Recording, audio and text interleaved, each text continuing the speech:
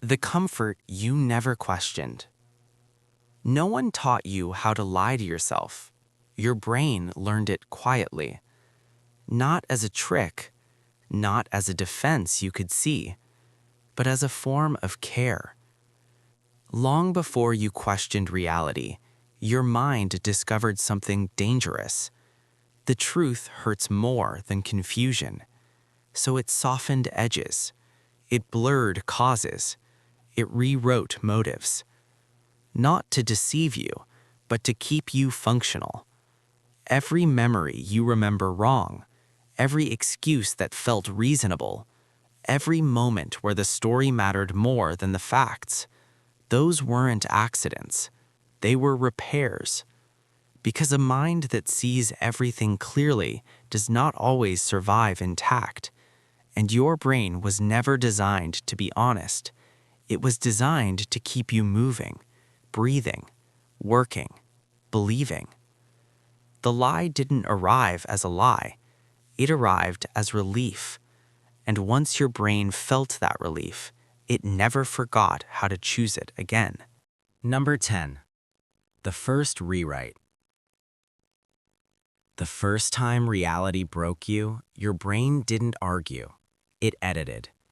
It removed the sharpest detail, lowered the volume of pain, shifted the blame somewhere safer. Not because it was right, but because it worked. Neuroscientists call this memory reconstruction. Every recall is a rewrite. Every retelling, a compromise. You think memory is storage. It's not. It's a negotiation between what happened and what you can tolerate now. That's why two people leave the same moment with different truths. Not because one lies, but because their brains chose survival differently. The first lie wasn't spoken aloud. It was felt as relief. And once the brain learns that rewriting reality reduces pain, it marks that pathway as essential, not optional. Essential. The truth didn't disappear. It was archived, labeled unsafe. You didn't forget the truth. Your brain just decided you weren't ready to carry it. Number 9. Emotional immunity. Repeated exposure to pain should make you stronger, but the brain doesn't work that way. It works like skin. Touch fire once, you learn. Touch it again, you flinch faster. Eventually, you pull away before contact. This is emotional avoidance conditioning. When truth repeatedly triggers shame, loss, or fear, the brain builds resistance, not by confronting it, but by numbing around it. Facts start to feel hostile. Correction feels like attack. Reality becomes a threat. So the mind creates antibodies, rationalizations, narratives, selective focus. Not to protect your ego, but to protect emotional stability. That's why confronting a deep belief rarely causes change. It causes defense.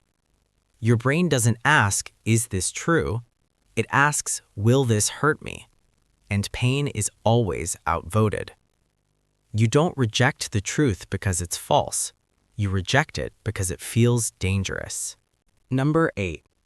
Identity is a fragile structure.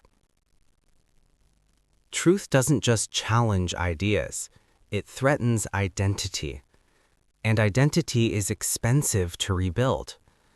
Every belief you hold supports a version of yourself, competent, moral, consistent. A truth that contradicts that version doesn't feel informative, it feels destructive.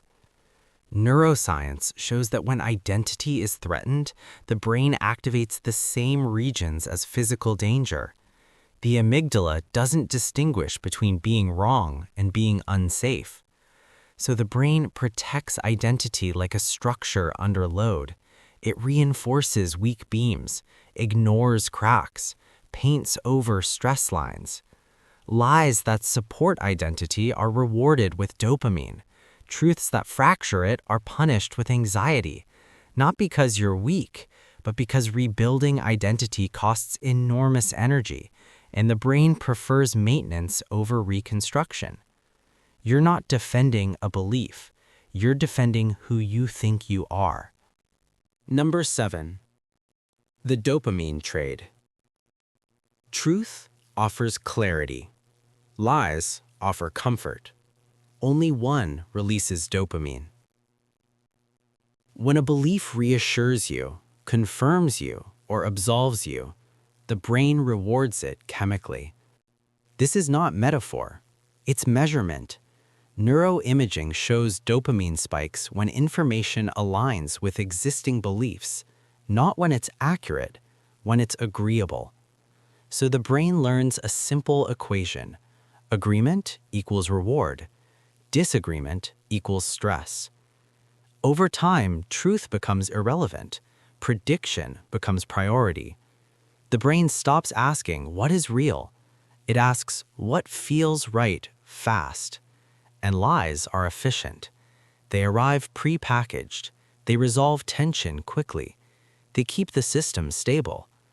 Truth requires delay, reevaluation, loss. The brain hates loss. You don't chase lies.